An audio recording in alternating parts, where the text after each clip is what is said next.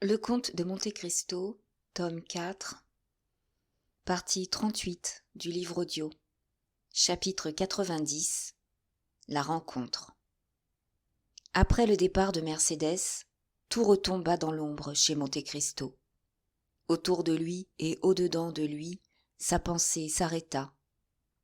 Son esprit énergique s'endormit, comme fait le corps après une suprême fatigue. Quoi, se disait-il, tandis que la lampe et les bougies se consumaient tristement et que les serviteurs attendaient avec impatience dans l'antichambre. Quoi, voilà l'édifice si lentement préparé, élevé avec tant de peine et de soucis, écroulé d'un seul coup, avec un seul mot, sous un souffle.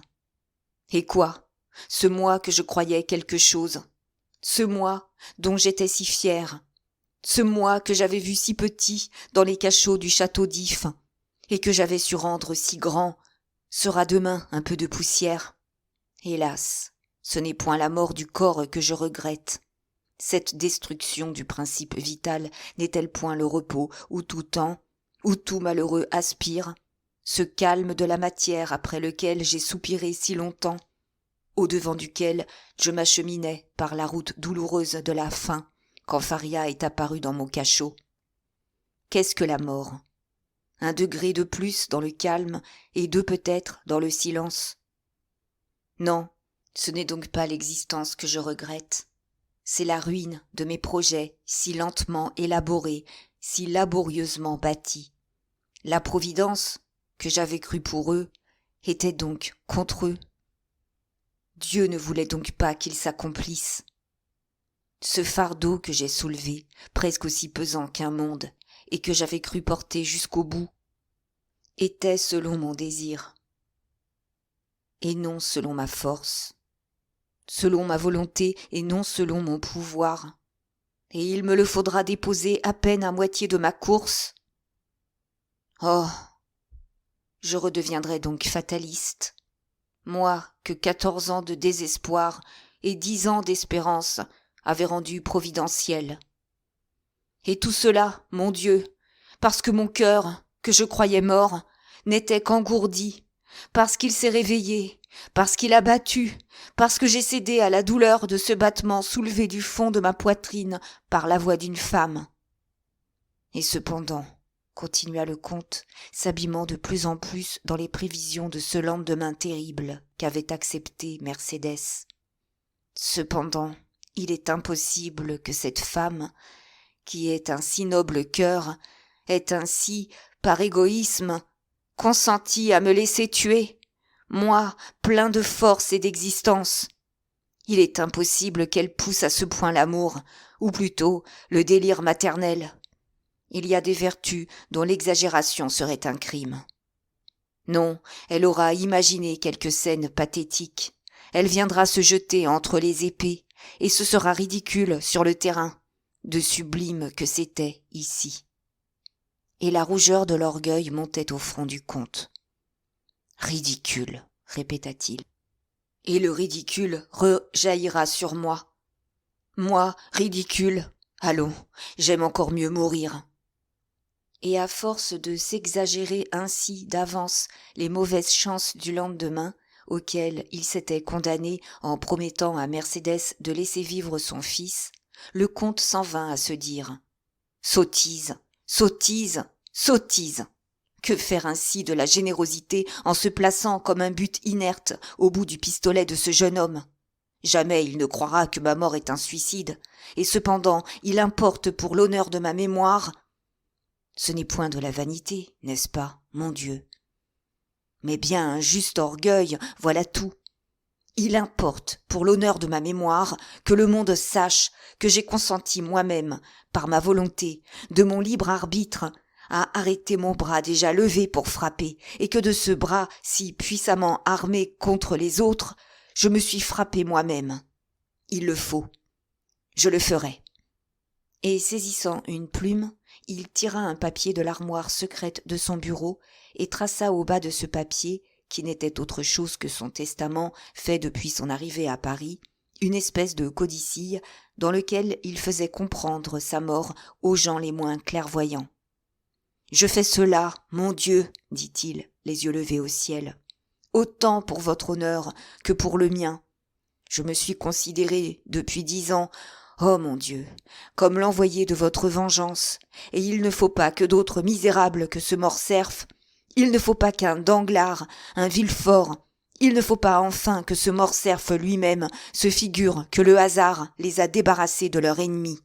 Qu'ils sachent, au contraire, que la Providence, qui avait déjà décrété leur punition, a été corrigée par la seule puissance de ma volonté, que le châtiment évité dans ce monde les attend dans l'autre, et qu'ils n'ont échangé le temps que contre l'éternité. Tandis qu'il flottait entre ces sombres incertitudes, mauvais rêve de l'homme éveillé par la douleur, le jour vint blanchir les vitres et éclairer sous ses mains le pâle papier azur sur lequel il venait de tracer cette suprême justification de la Providence. Il était 5 heures du matin. Tout à coup, un léger bruit parvint à son oreille. Monte Cristo crut avoir entendu quelque chose comme un soupir étouffé. Il tourna la tête, regarda autour de lui et ne vit personne. Seulement le bruit se répéta assez distinct pour qu'au doute succédât la certitude.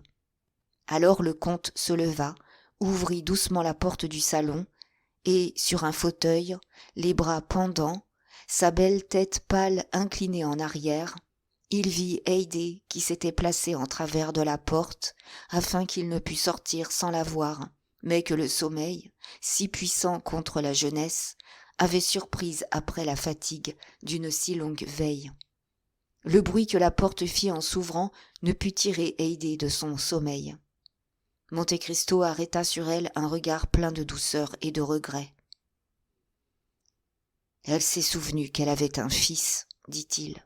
Et moi, j'ai oublié que j'avais une fille. » Puis, secouant tristement la tête, « Pauvre Haydée, dit-il, elle a voulu me voir, elle a voulu me parler, elle a craint ou deviné quelque chose. Oh, je ne puis partir sans lui dire adieu, je ne puis mourir sans la confier à quelqu'un. » Et il regagna doucement sa place et écrivit au bas des premières lignes. « Je lègue à Maximilien Morel, capitaine de Spahis et fils de mon ancien patron, Pierre Morel, armateur à Marseille, la somme de 20 millions, dont une partie sera offerte par lui à sa sœur Julie et à son beau-frère Emmanuel, s'il ne croit pas toutefois que ce surplus de fortune doive nuire à leur bonheur. Ces 20 millions sont enfouis dans ma grotte de Monte Cristo, dont Bertuccio sait le secret.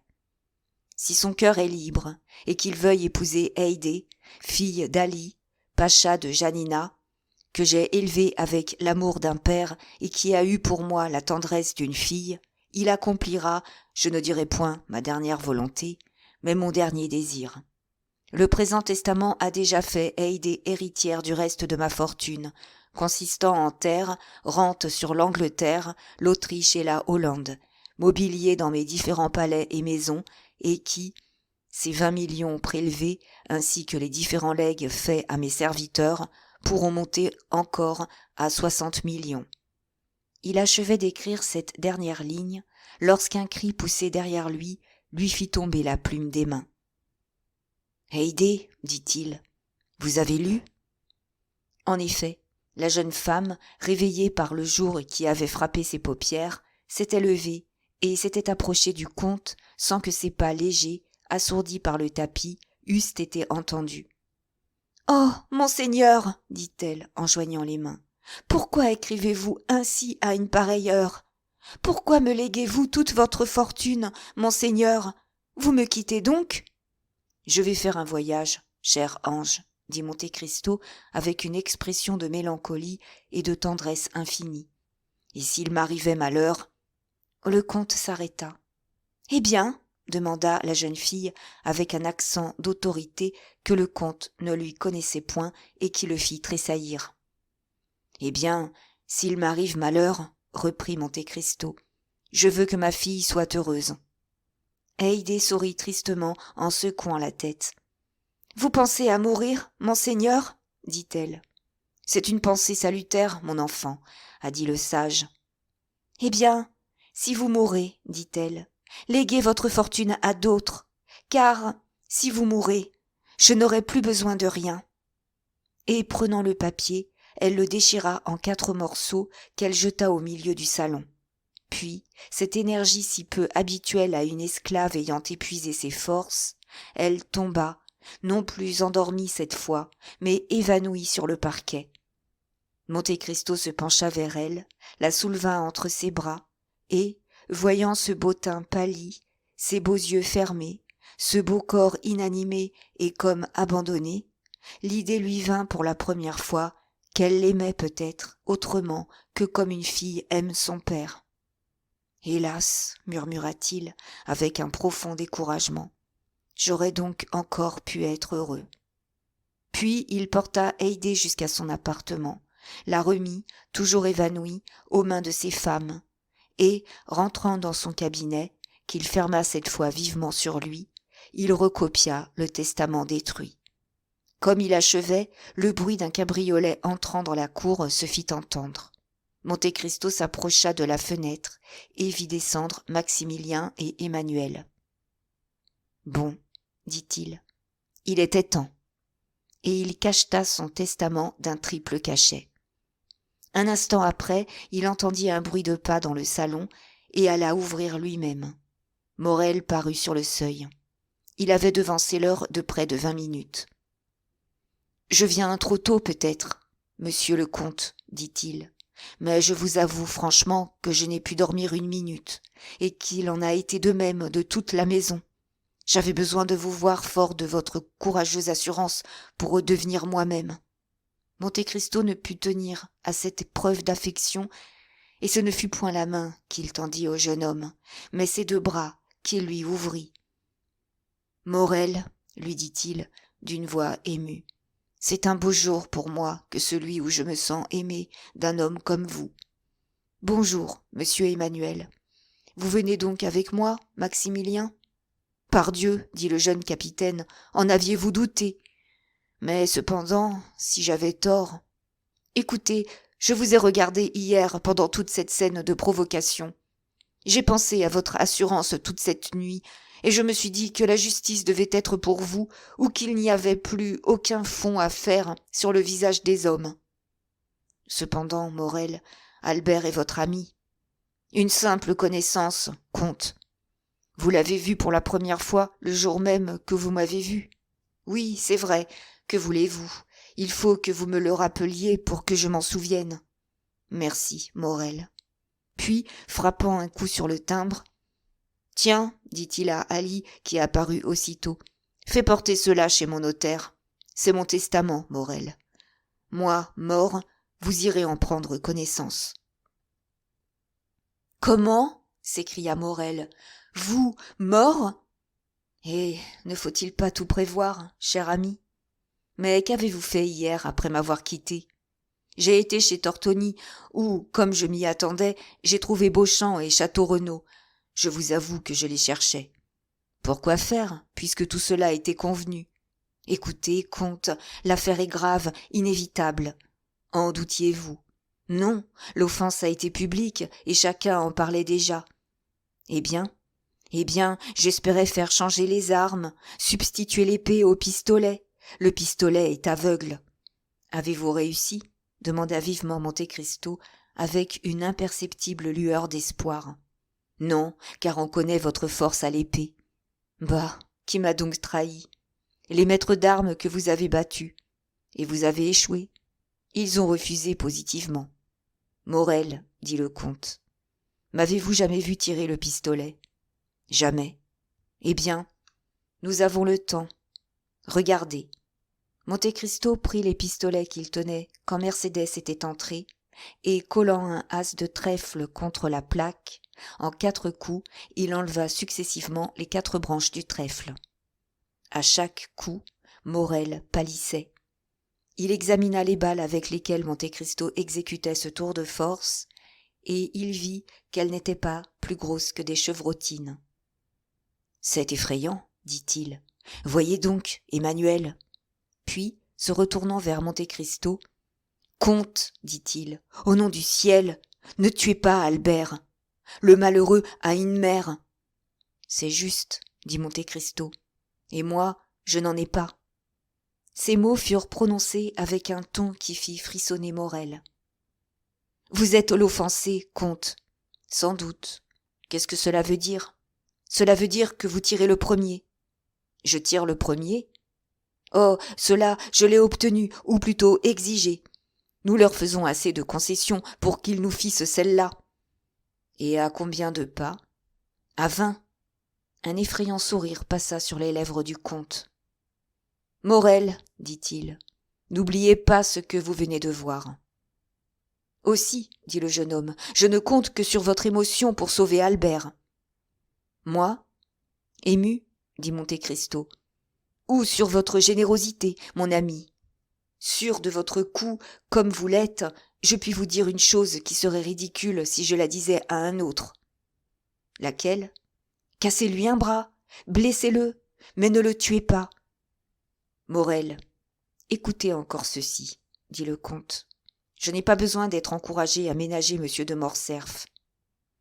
M. de Morcerf, je vous l'annonce d'avance, sera si bien ménagé qu'il reviendra tranquillement avec ses 2 amis, tandis que moi, eh bien, vous, oh, c'est autre chose. On me rapportera, moi. Allons donc, s'écria Maximilien, hors de lui. C'est comme je vous l'annonce, mon cher Morel. Monsieur de Morcerf me tuera. Morel regarda le comte en homme qui ne comprend plus. Que vous est-il donc arrivé depuis hier soir, comte?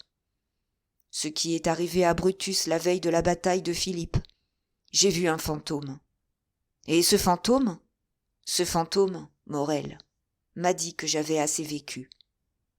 Maximilien et Emmanuel se regardèrent. Monte Cristo tira sa montre. Partons, dit-il. Il est 7h05 et le rendez-vous est pour 8h juste. Une voiture attendait, toute attelée. Monte Cristo y monta avec ses 2 témoins. En traversant le corridor, Monte Cristo s'était arrêté pour écouter devant une porte, et Maximilien et Emmanuel, qui, par discrétion, avaient fait quelques pas en avant, crurent entendre répondre à un sanglot par un soupir. À 8h sonnantes, on était au rendez-vous. « Nous voici arrivés, dit Morel en passant la tête par la portière, et nous sommes les premiers. »« Monsieur m'excusera, dit Baptistin, qui avait suivi son maître avec une terreur indicible, mais je crois apercevoir là-bas une voiture sous les arbres. »« En effet, dit Emmanuel, j'aperçois 2 jeunes gens qui se promènent et semblent attendre. » Monte Cristo sauta légèrement en bas de sa calèche et donna la main à Emmanuel et à Maximilien pour les aider à descendre. Maximilien retint la main du comte entre les siennes. « À la bonne heure, dit-il, voici une main comme j'aime la voir à un homme dont la vie repose dans la bonté de sa cause. » Monte Cristo tira Morel, non pas à part, mais d'un pas ou 2 en arrière de son beau-frère. « Maximilien, lui demanda-t-il, avez-vous le cœur libre ?» Morel regarda Monte Cristo avec étonnement. « Je ne vous demande pas une confidence, cher ami, je vous adresse une simple question. Répondez oui ou non, c'est tout ce que je vous demande. J'aime une jeune fille, comte. Vous l'aimez beaucoup? Plus que ma vie. Allons, dit Monte Cristo, voilà encore une espérance qui m'échappe. Puis, avec un soupir, pauvre Haydée, murmura-t-il. En vérité, comte, s'écria Morel, si je vous connaissais moins, je vous croirais moins brave que vous n'êtes. Parce que je pense à quelqu'un que je vais quitter, et que je soupire. Allons donc, Morel, est-ce à un soldat de se connaître si mal en courage? Est-ce que c'est la vie que je regrette? Qu'est-ce que cela me fait à moi, qui ai passé 20 ans entre la vie et la mort, de vivre ou de mourir? D'ailleurs, soyez tranquille, Morel. Cette faiblesse, si c'en est une, est pour vous seul. Je sais que le monde est un salon dont il faut sortir poliment et honnêtement, c'est-à-dire en saluant et en payant ses dettes de jeu. À la bonne heure, dit Morel. Voilà qui est parlé. À propos, avez-vous apporté vos armes? Moi? Pourquoi faire? J'espère bien que ces messieurs auront les leurs. Je vais m'en informer, dit Morel. Oui, mais pas de négociation. Vous m'entendez? Oh, soyez tranquille. Morel s'avança vers Beauchamp et Château-Renaud. Ceux-ci, voyant le mouvement de Maximilien, firent quelques pas au-devant de lui. Les trois jeunes gens se saluèrent, sinon avec affabilité, du moins avec courtoisie. « Pardon, messieurs, dit Morel, mais je n'aperçois pas monsieur de Morcerf. »« Ce matin, répondit Château-Renaud, il nous a fait prévenir qu'il nous rejoindrait sur le terrain seulement. »« Ah, fit Morel. Beauchamp tira sa montre. « 8h05. Il n'y a pas de temps de perdu, monsieur Morel, dit-il. »« Oh, répondit Maximilien, ce n'est point dans cette intention que je le disais. »« D'ailleurs, interrompit Château-Renaud, voici une voiture. » En effet, une voiture s'avançait au grand trot par une des avenues aboutissant au carrefour où l'on se trouvait. « Messieurs, dit Morel, sans doute que vous vous êtes munis de pistolets. Monsieur de Monte Cristo déclare renoncer au droit qu'il avait de se servir des siens. »« Nous avons prévu cette délicatesse de la part du comte, monsieur Morel, répondit Beauchamp, et j'ai apporté des armes, que j'ai achetées il y a 8 ou 10 jours, croyant que j'en aurais besoin pour une affaire pareille. Elles sont parfaitement neuves et n'ont encore servi à personne. Voulez-vous les visiter ? » « Oh, monsieur Beauchamp, dit Morel en s'inclinant, lorsque vous m'assurez que monsieur de Morcerf ne connaît point ses armes, vous pensez bien, n'est-ce pas, que votre parole me suffit ? » « Messieurs, dit Château-Renaud, ce n'était point Morcerf qui nous arrivait dans cette voiture. C'était, ma foi, c'était Franz et Debray. » En effet, les deux jeunes gens annoncés s'avancèrent. « Vous ici, messieurs, dit Château-Renaud, en échangeant avec chacun une poignée de main. Et par quel hasard ? Parce que, dit Debray, Albert nous a fait prier ce matin de nous trouver sur le terrain. » Beauchamp et Château-Renaud se regardèrent d'un air étonné. « Messieurs, dit Morel, je crois comprendre. »« Voyons. Hier, dans l'après-midi, j'ai reçu une lettre de monsieur de Morcerf qui me priait de me trouver à l'opéra. »« Et moi aussi, dit Debray. »« Et moi aussi, dit Franz. »« Et nous aussi, dirent Château-Renaud et Beauchamp. »« Il voulait que vous fussiez présents à la provocation, dit Morel.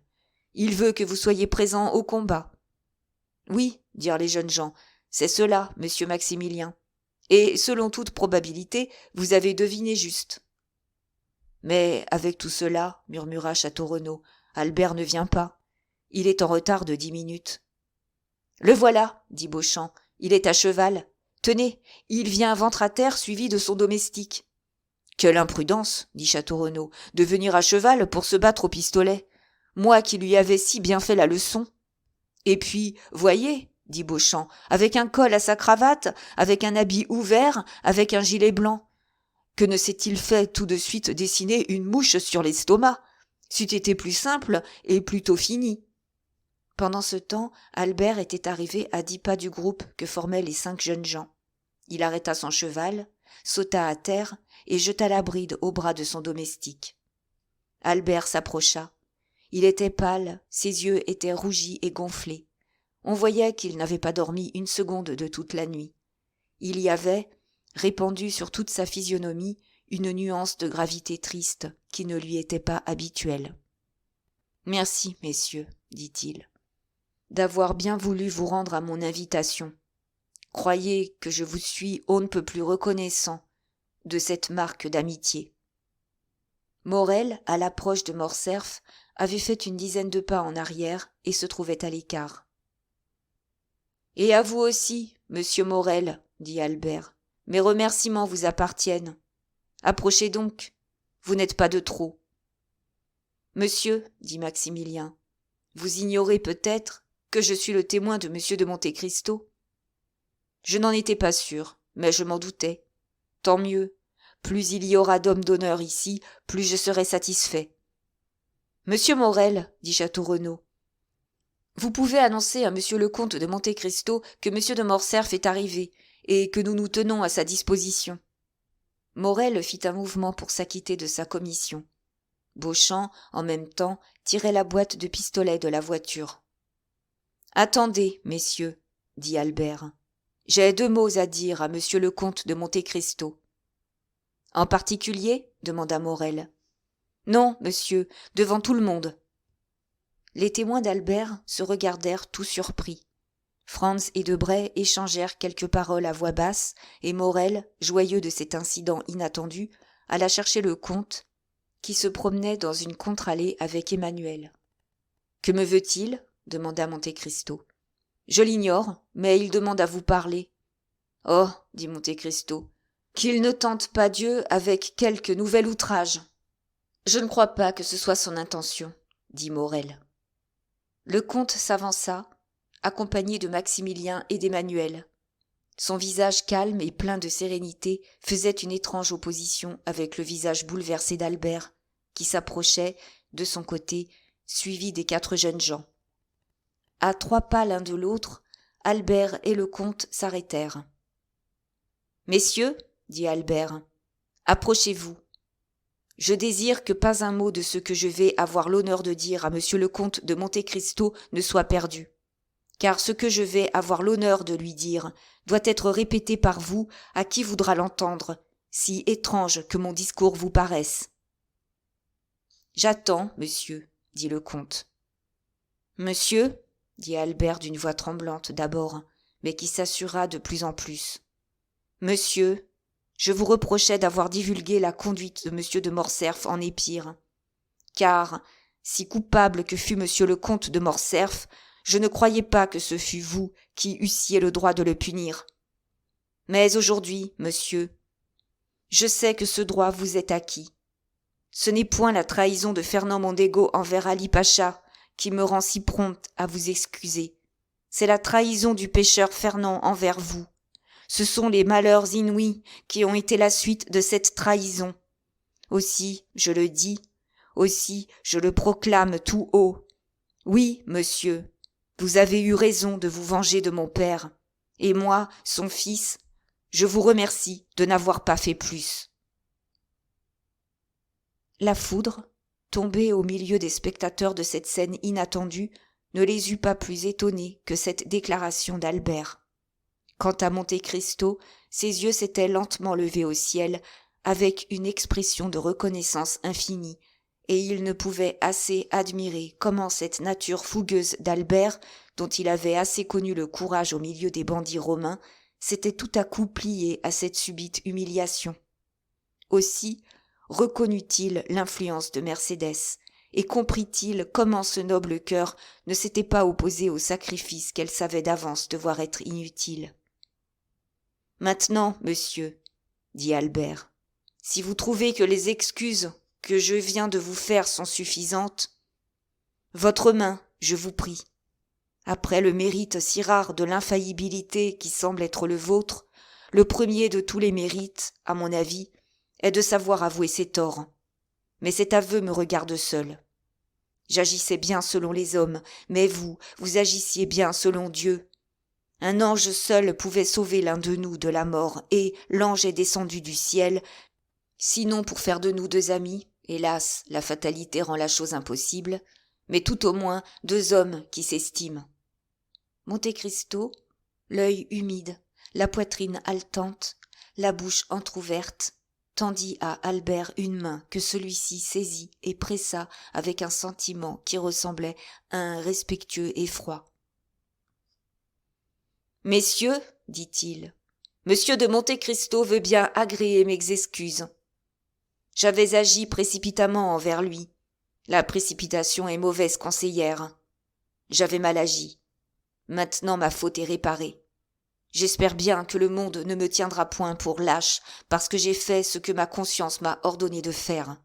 Mais, en tout cas, si l'on se trompait sur mon compte, ajouta le jeune homme en relevant la tête avec fierté et comme s'il adressait un défi à ses amis et à ses ennemis, je tâcherai de redresser les opinions. « Que s'est-il donc passé cette nuit ?» demanda Beauchamp à Château-Renaud. « Il me semble que nous jouons ici un triste rôle. » En effet, ce qu'Albert vient de faire est bien misérable ou bien beau, répondit le baron. Ah, voyons, demanda Debray à Franz. Qu'est-ce que cela veut dire ? Comment le comte de Monte Cristo déshonore monsieur de Morcerf, et il a eu raison aux yeux de son fils ? Mais eussé-je 10 Janina dans ma famille, je ne me croirais obligé qu'à une chose, ce serait de me battre 10 fois. Quant à Monte Cristo, le front penché, les bras inertes, écrasé sous le poids de 24 ans de souvenirs, il ne songeait ni à Albert, ni à Beauchamp, ni à Château-Renaud, ni à personne de ceux qui se trouvaient là. Il songeait à cette courageuse femme qui était venue lui demander la vie de son fils, à qui il avait offert la sienne et qui venait de la sauver par l'aveu terrible d'un secret de famille, capable de tuer à jamais chez ce jeune homme le sentiment de la piété filiale. « Toujours la Providence » murmura-t-il. « Ah, c'est aujourd'hui seulement que je suis bien certain d'être l'envoyé de Dieu. » Chapitre 91. La mère et le fils. Le comte de Monte Cristo salua les 5 jeunes gens avec un sourire plein de mélancolie et de dignité, et remonta dans sa voiture avec Maximilien et Emmanuel. Albert, Beauchamp et Château-Renaud restèrent seuls sur le champ de bataille. Le jeune homme attacha sur ses 2 témoins un regard qui, sans être timide, semblait pourtant leur demander leur avis sur ce qui venait de se passer. « Ma foi, mon cher ami, dit Beauchamp le premier, soit qu'il eût plus de sensibilité, soit qu'il eût moins de dissimulation. Permettez-moi de vous féliciter. Voilà un dénouement bien inespéré à une bien désagréable affaire. » Albert resta muet et concentré dans sa rêverie. Château-Renaud se contenta de battre sa botte avec sa canne flexible.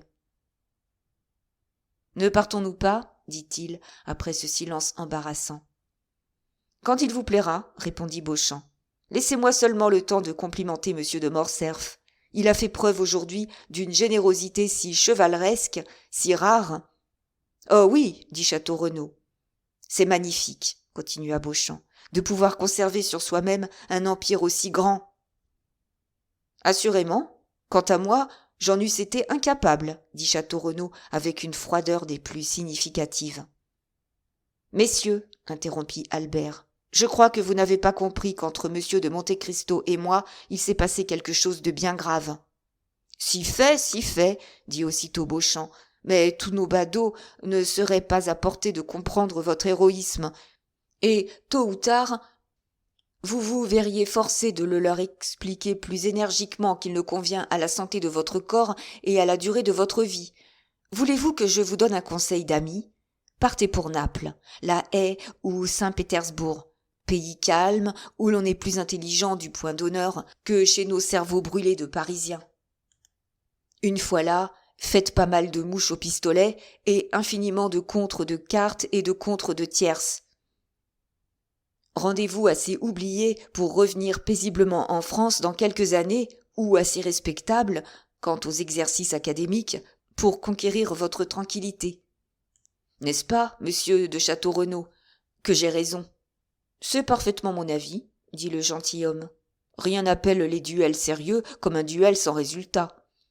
Merci, messieurs, répondit Albert avec un froid sourire. Je suivrai votre conseil. Non parce que vous me le donnez, mais parce que mon intention était de quitter la France. Je vous remercie également du service que vous m'avez rendu en me servant de témoin. Il est bien profondément gravé dans mon cœur, puisque, après les paroles que je viens d'entendre, je ne me souviens plus que de lui. Château-Renaud et Beauchamp se regardèrent. L'impression était la même sur tous deux, et l'accent avec lequel Morcerf venait de prononcer son remerciement était empreint d'une telle résolution que la position fût devenue embarrassante pour tous si la conversation eût continué. « Adieu, Albert, » dit tout à coup Beauchamp en tendant négligemment la main au jeune homme, sans que celui-ci parût sortir de sa léthargie. En effet, il ne répondit rien à l'offre de cette main. « Adieu, » dit à son tour Château-Renaud, gardant à la main gauche sa petite canne et saluant de la main droite. Les lèvres d'Albert murmurèrent à peine. « Adieu ». Son regard était plus explicite. Il renfermait tout un poème de colère contenue, de fier dédain, de généreuse indignation. Lorsque ces 2 témoins furent remontés en voiture, il garda quelque temps sa pose immobile et mélancolique. Puis, soudain, détachant son cheval du petit arbre autour duquel son domestique avait noué le bridon, il sauta légèrement en selle et reprit au galop le chemin de Paris. Un quart d'heure après, il rentrait à l'hôtel de la rue du Helder. En descendant de cheval, il lui sembla, derrière le rideau de la chambre à coucher du comte, apercevoir le visage pâle de son père. Albert détourna la tête avec un soupir et rentra dans son petit pavillon. Arrivé là, il jeta un dernier regard sur toutes ces richesses qui lui avaient fait la vie si douce et si heureuse depuis son enfance. Il regarda encore une fois ces tableaux dont les figures semblaient lui sourire et dont les paysages parurent s'animer de vivantes couleurs. Puis il enleva de son châssis de chêne le portrait de sa mère, qu'il roula, laissant vide et noir le cadre d'or qui l'entourait. Puis il mit en ordre ses belles armes turques, ses beaux fusils anglais, ses porcelaines japonaises, ses coupes montées, ses bronzes artistiques signés Feucher ou Barye, visita les armoires et plaça les clés à chacune d'elles, jeta dans un tiroir de son secrétaire qu'il laissa ouvert tout l'argent de poche qu'il avait sur lui, y joignit les 1000 bijoux de fantaisie qui peuplaient ses coupes, ses écrins, ses étagères, fit un inventaire exact et précis de tout, et plaça cet inventaire à l'endroit le plus apparent d'une table, après avoir débarrassé cette table des livres et des papiers qui l'encombraient. Au commencement de ce travail, son domestique, malgré l'ordre que lui avait donné Albert de le laisser seul, était entré dans sa chambre. « Que voulez-vous » lui demanda Morcerf d'un accent plus triste que courroucé. « Pardon, monsieur, » dit le valet de chambre. « Monsieur m'avait bien défendu de le déranger, c'est vrai, mais monsieur le comte de Morcerf m'a fait appeler. »« Eh bien ?» demanda Albert. « Je n'ai pas voulu me rendre chez monsieur le comte sans prendre les ordres de monsieur. »« Pourquoi cela ? Parce que monsieur le comte sait sans doute que j'ai accompagné monsieur sur le terrain. »« C'est probable, » dit Albert. « Et s'il me fait demander, c'est sans doute pour m'interroger sur ce qui s'est passé là-bas. Que dois-je répondre ? La vérité. Alors je dirai que la rencontre n'a pas eu lieu. Vous direz que j'ai fait des excuses à monsieur le comte de Monte Cristo. Allez. » Le valet s'inclina et sortit. Albert s'était alors remis à son inventaire. Comme il terminait ce travail, le bruit de chevaux piétinant dans la cour et des roues d'une voiture ébranlant les vitres attira son attention. Il s'approcha de la fenêtre et vit son père monter dans sa calèche et partir. À peine la porte de l'hôtel fut-elle refermée derrière le comte, qu'Albert se dirigea vers l'appartement de sa mère, et comme personne n'était là pour l'annoncer, il pénétra jusqu'à la chambre de Mercédès, et, le cœur gonflé de ce qu'il voyait et de ce qu'il devinait, il s'arrêta sur le seuil. Comme si la même âme eût animé ces deux corps, Mercédès faisait chez elle ce qu'Albert venait de faire chez lui. Tout était mis en ordre, les dentelles, les parures, les bijoux, le linge, l'argent allaient se ranger au fond des tiroirs dont la comtesse assemblait soigneusement les clés. Albert vit tous ces préparatifs, il les comprit et s'écriant « Ma mère !» il alla jeter ses bras au cou de Mercédès. Le peintre qui eût pu rendre l'expression de ces deux figures eût fait certes un beau tableau. En effet, tout cet appareil d'une résolution énergique qui n'avait point fait peur à Albert pour lui-même l'effrayait pour sa mère. « Que faites-vous donc » demanda-t-il. « Que faisiez-vous » répondit-elle. « Oh, ma mère !» s'écria Albert, ému au point de ne pouvoir parler. « Il n'est point de vous comme de moi. Non, vous ne pouvez pas avoir résolu ce que j'ai décidé, car je viens vous prévenir que je dis adieu à votre maison et à vous. »« Moi aussi, Albert, » répondit Mercédès. « Moi aussi, je pars. J'avais compté, je l'avoue, que mon fils m'accompagnerait. Me suis-je trompé ? » ?»« Ma mère, » dit Albert avec fermeté, « je ne puis vous faire partager le sort que je me destine. Il faut que je vive désormais sans nom et sans fortune. Il faut, pour commencer l'apprentissage de cette rude existence, que j'emprunte à un ami le pain que je mangerai d'ici au moment où j'en gagnerai d'autres. Ainsi, ma bonne mère, je vais de ce pas chez Franz le prier de me prêter la petite somme que j'ai calculé m'être nécessaire. »« Toi, mon pauvre enfant !» s'écria Mercédès. « Toi, souffrir de la misère, souffrir de la faim ? Oh, ne dis pas cela, tu briseras toutes mes résolutions. » « Mais non pas les miennes, ma mère, répondit Albert. Je suis jeune, je suis fort, je crois que je suis brave, et depuis hier j'ai appris ce que peut la volonté.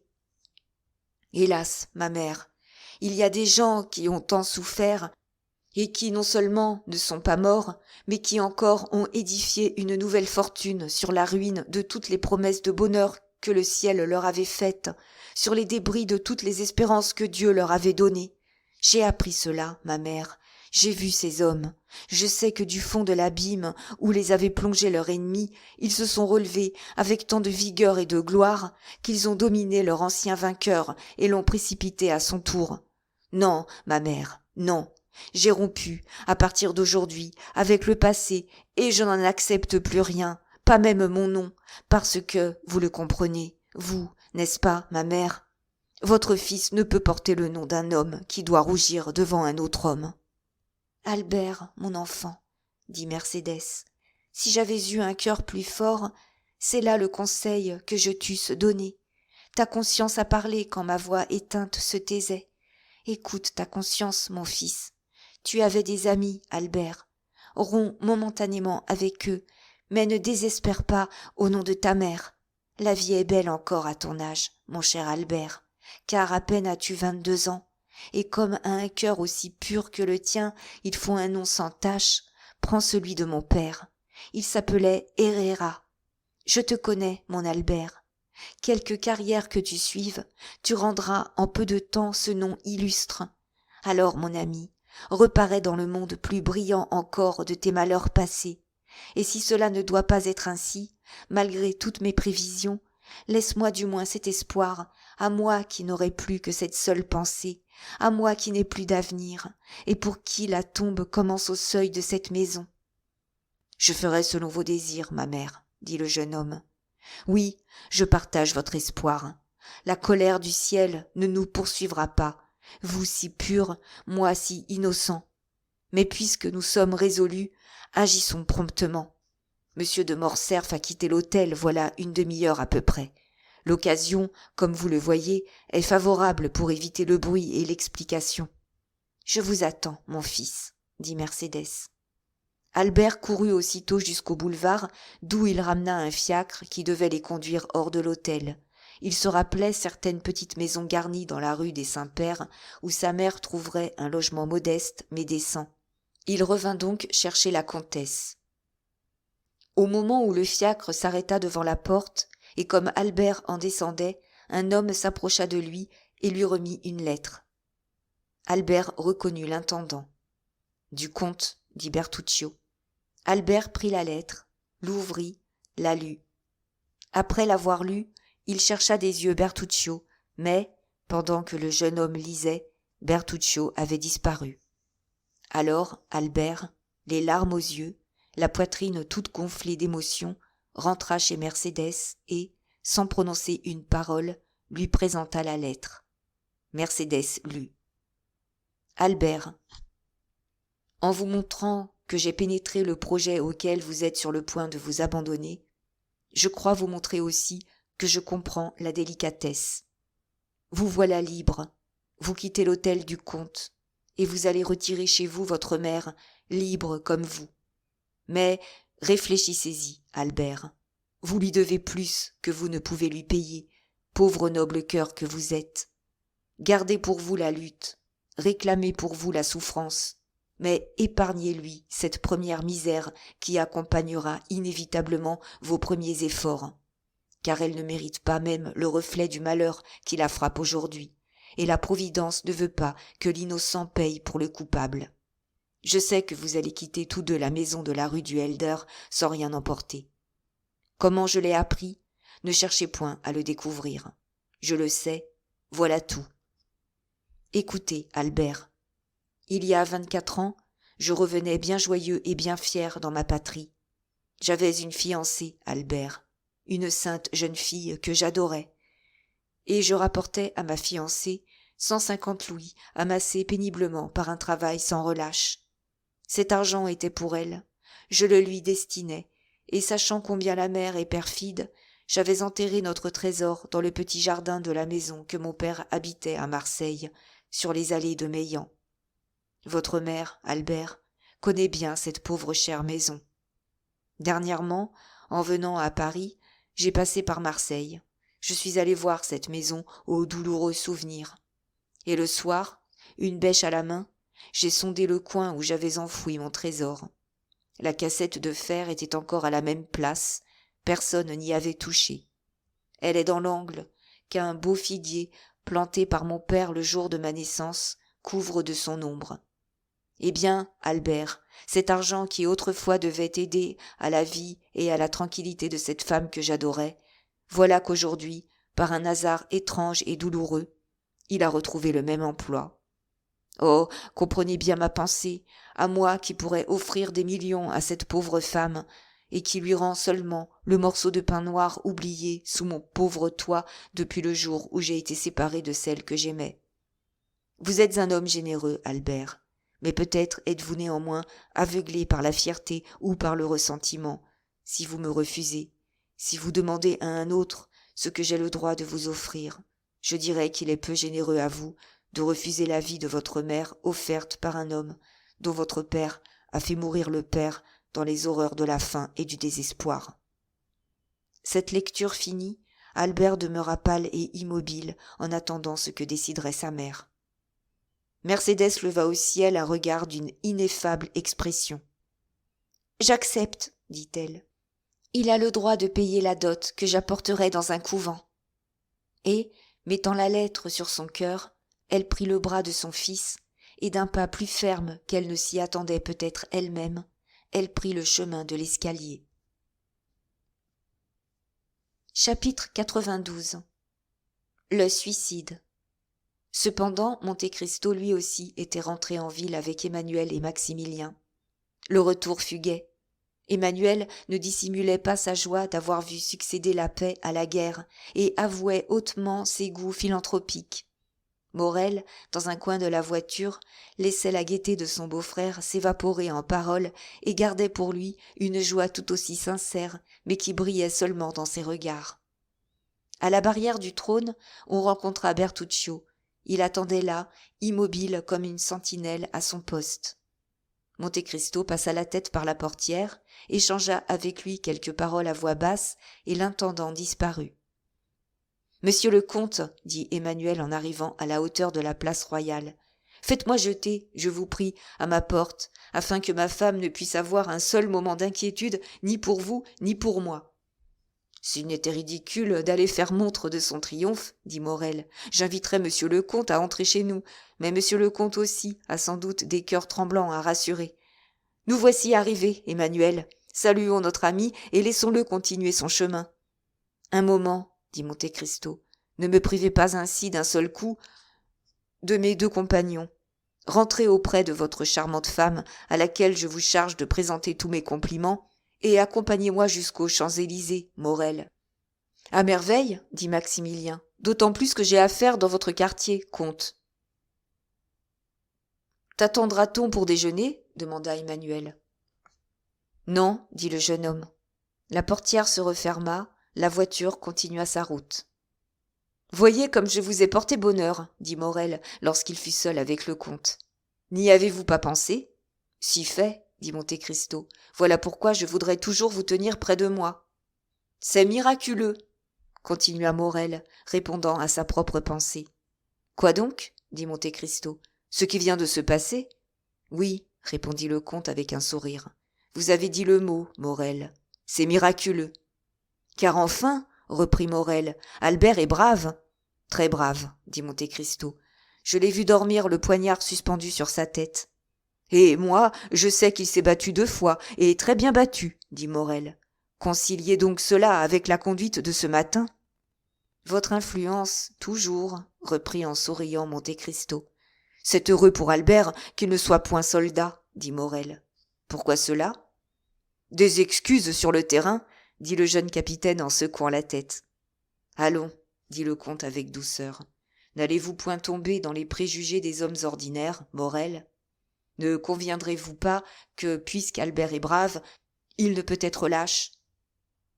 Qu'il faut qu'il ait eu quelque raison d'agir comme il l'a fait ce matin, et que, partant, sa conduite est plutôt héroïque qu'autre chose ? Sans doute, répondit Morel, mais je dirais comme l'Espagnol, il a été moins brave aujourd'hui qu'hier. Vous déjeunez avec moi, n'est-ce pas, Morel ? Dit le comte, pour couper court à la conversation.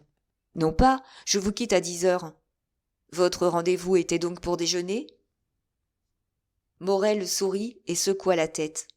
Mais enfin, faut-il toujours que vous déjeuniez quelque part ? Cependant, si je n'ai pas faim, dit le jeune homme. Oh, fit le comte, je ne connais que 2 sentiments qui coupent ainsi l'appétit. La douleur, et comme heureusement je vous vois très gai, ce n'est point cela, et l'amour. Or, d'après ce que vous m'avez dit à propos de votre cœur, il m'est permis de croire... Ma foi, comte, répliqua gaiement Morel, je ne dis pas non. Et vous ne me contez pas cela, Maximilien ? Reprit le comte d'un ton si vif que l'on voyait tout l'intérêt qu'il eût pris à connaître ce secret. Je vous ai montré ce matin que j'avais un cœur, n'est-ce pas, comte ? Pour toute réponse, Monte Cristo tendit la main au jeune homme. Eh bien, continua celui-ci, depuis que ce cœur n'est plus avec vous au bois de Vincennes, il est autre part où je vais le retrouver. Allez, dit lentement le comte.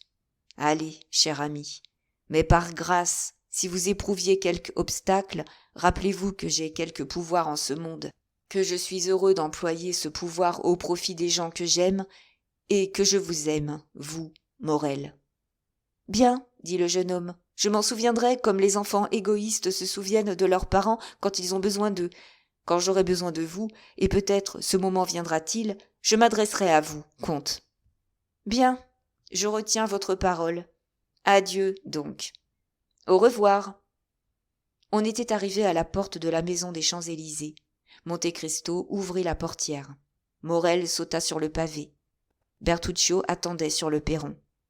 Morel disparut par l'avenue de Marigny et Monte Cristo marcha vivement au-devant de Bertuccio.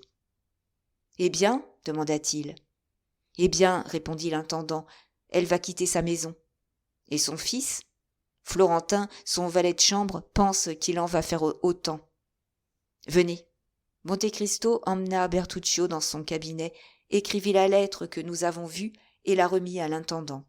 « Allez, dit-il, et faites diligence. À propos, faites prévenir Haydée que je suis rentré. »« Me voilà, dit la jeune fille, qui, au bruit de la voiture, était déjà descendue et dont le visage rayonnait de joie en revoyant le comte sain et sauf. Bertuccio sortit. Tous les transports d'une fille revoyant un père chéri, tous les délires d'une maîtresse revoyant un amant adoré, Haydée les éprouva pendant les premiers instants de ce retour attendu par elle avec tant d'impatience. Certes, pour être moins expansive, la joie de Monte Cristo n'était pas moins grande. La joie pour les cœurs qui ont longtemps souffert est pareille à la rosée pour les terres desséchées par le soleil. Cœur et terre absorbent cette pluie bienfaisante qui tombe sur eux, et rien n'en apparaît au dehors. Depuis quelques jours, Monte Cristo comprenait une chose que depuis longtemps il n'osait plus croire, c'est qu'il y avait 2 Mercédès au monde, c'est qu'il pouvait encore être heureux. Son œil ardent de bonheur se plongeait avidement dans les regards humides d'Haydée, quand tout à coup la porte s'ouvrit, le comte fronça le sourcil. « Monsieur de Morcerf » dit Baptistin comme si ce mot seul renfermait son excuse. En effet, le visage du comte s'éclaira. « Lequel » demanda-t-il. « Le vicomte ou le comte ?»« Le comte. »« Mon Dieu » s'écria Haydée. « N'est-ce donc point fini encore ?»« Je ne sais si c'est fini, mon enfant bien-aimé, » dit Monte Cristo en prenant les mains de la jeune fille. « Mais ce que je sais, c'est que tu n'as rien à craindre. »« Oh, c'est cependant le misérable !»« Cet homme ne peut rien sur moi, Haydée, » dit Monte Cristo.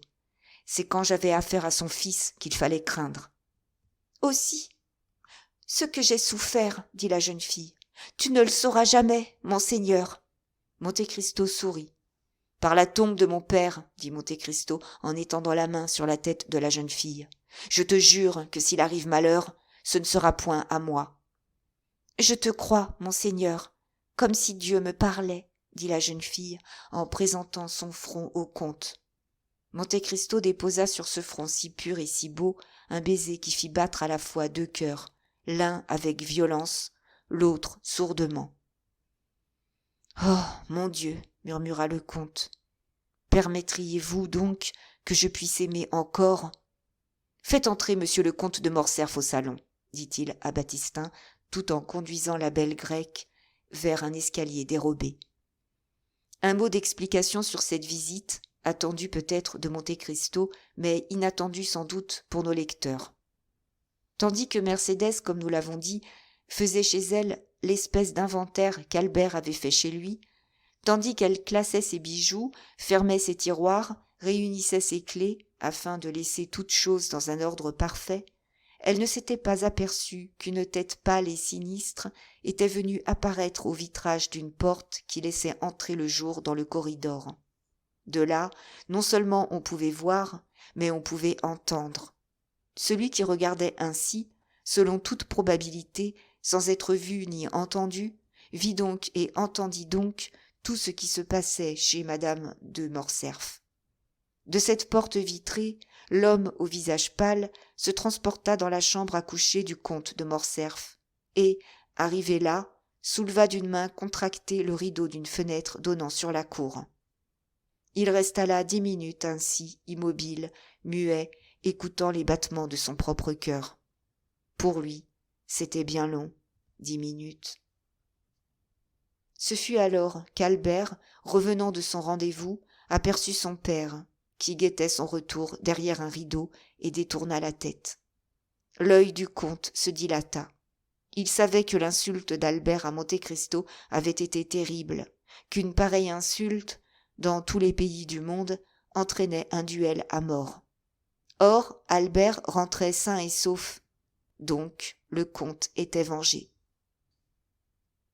Un éclair de joie indicible illumina ce visage lugubre, comme fait un dernier rayon de soleil avant de se perdre dans les nuages qui semblent moins sa couche que son tombeau. Mais, nous l'avons dit, il attendit en vain que le jeune homme montât à son appartement pour lui rendre compte de son triomphe. Que son fils, avant de combattre, n'ait pas voulu voir le père dont il allait venger l'honneur, cela se comprend. Mais l'honneur du père vengé, pourquoi ce fils ne venait-il point se jeter dans ses bras ? Ce fut alors que le comte, ne pouvant voir Albert, envoya chercher son domestique.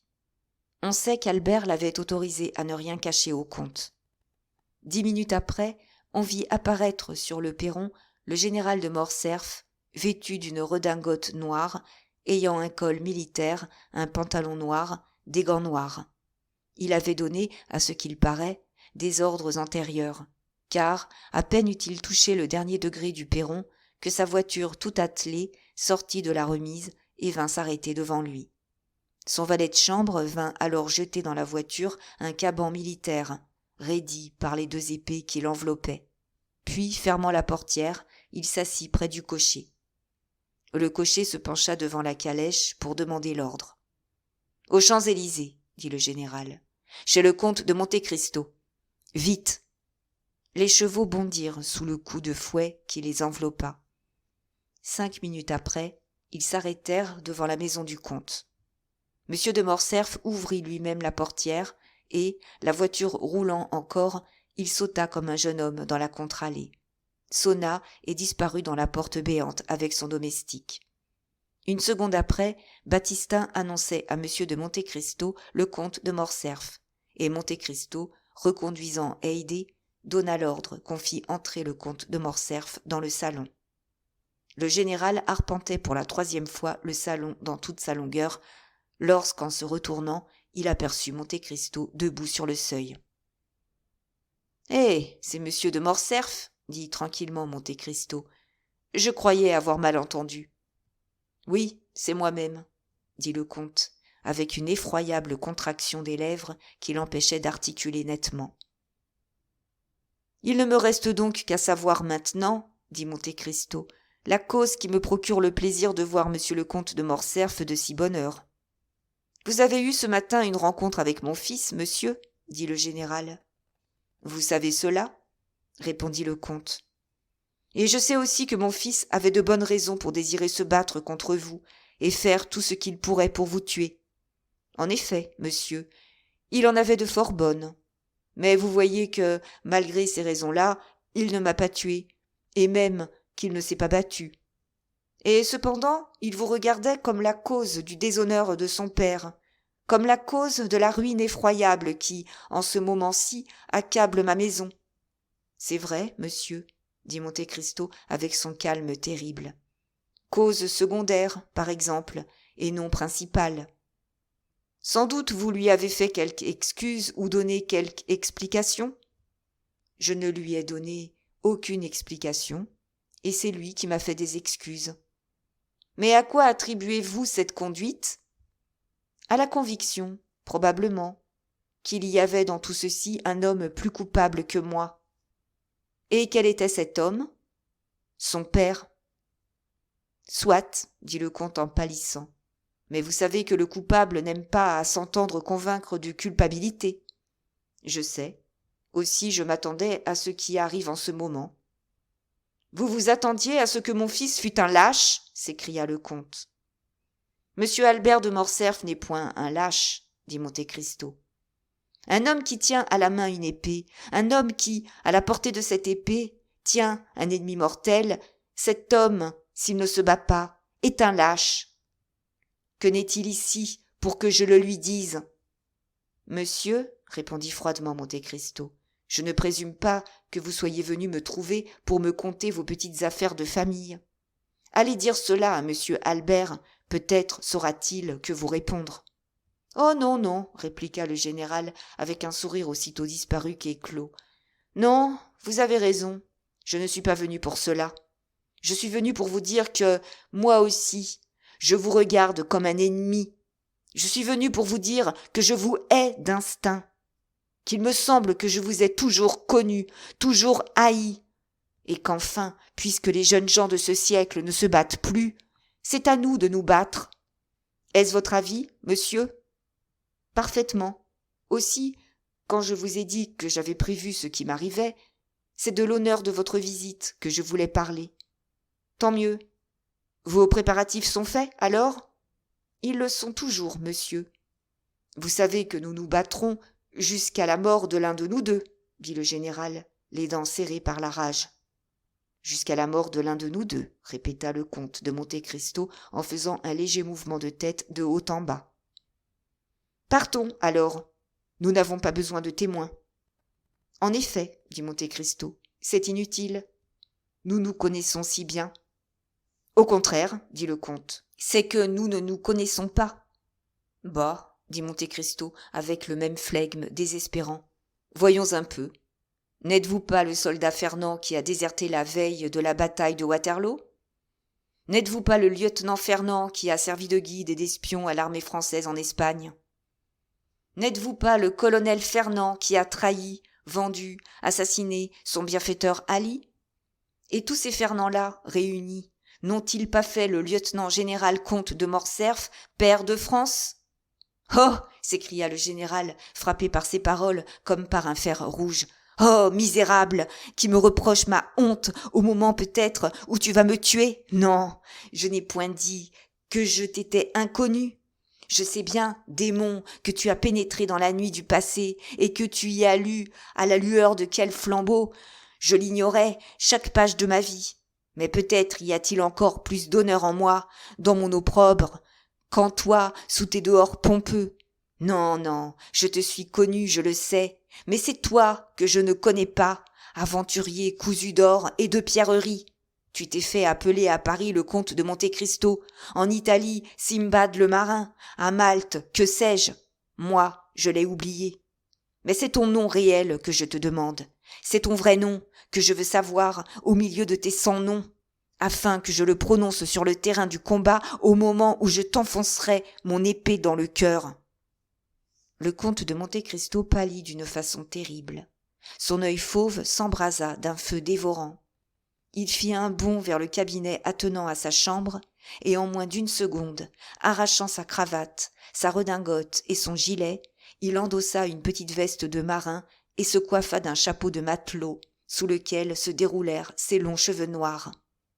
Il revint ainsi, effrayant, implacable, marchant les bras croisés au-devant du général, qui n'avait rien compris à sa disparition, qui l'attendait et qui, sentant ses dents claquer et ses jambes se dérober sous lui, recula d'un pas et ne s'arrêta qu'en trouvant sur une table un point d'appui pour sa main crispée.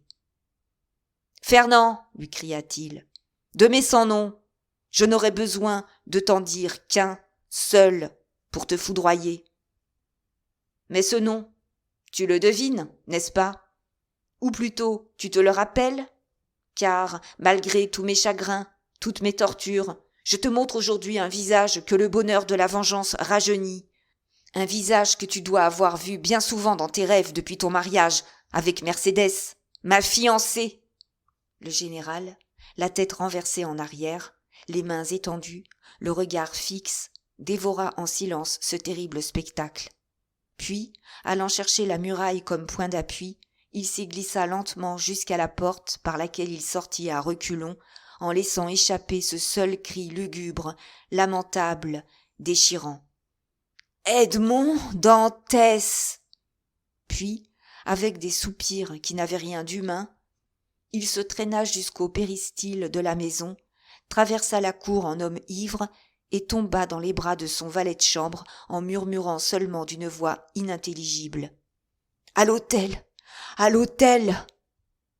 En chemin, l'air frais et la honte que lui causait l'attention de ces gens le remirent en état d'assembler ses idées. Mais le trajet fut court, et, à mesure qu'il se rapprochait de chez lui, le comte sentait se renouveler toutes ses douleurs.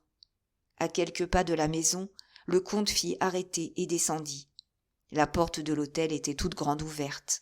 Un fiacre, tout surpris d'être appelé dans cette magnifique demeure, stationnait au milieu de la cour. Le comte regarda ce fiacre avec effroi, mais sans oser interroger personne, et s'élança dans son appartement. 2 personnes descendaient l'escalier. Il n'eut que le temps de se jeter dans un cabinet pour les éviter. C'était Mercédès, appuyée au bras de son fils, qui tous deux quittaient l'hôtel. Ils passèrent à 2 lignes du malheureux qui, caché derrière la portière de Damas, fut effleuré en quelque sorte par la robe de soie de Mercédès, et qui sentit à son visage la tiède haleine de ces paroles prononcées par son fils. « Du courage, ma mère. Venez, venez. Nous ne sommes plus ici chez nous. » Les paroles s'éteignirent, les pas s'éloignèrent. Le général se redressa, suspendu par ses mains crispées au rideau de Damas. Il comprimait le plus horrible sanglot qui fût jamais sorti de la poitrine d'un père, abandonné à la fois par sa femme et par son fils. Bientôt il entendit claquer la portière en fer du fiacre, puis la voix du cocher, puis le roulement de la lourde machine ébranla les vitres. Alors il s'élança dans sa chambre à coucher pour voir encore une fois tout ce qu'il avait aimé dans le monde. Mais le fiacre partit sans que la tête de Mercédès ou celle d'Albert eût paru à la portière, pour donner à la maison solitaire, pour donner au père et à l'époux abandonné le dernier regard, l'adieu et le regret, c'est-à-dire le pardon. Aussi, au moment même où les roues du fiacre ébranlaient le pavé de la voûte, un coup de feu retentit et une fumée sombre sortit par une des vitres de cette fenêtre de la chambre à coucher, brisée par la force de l'explosion.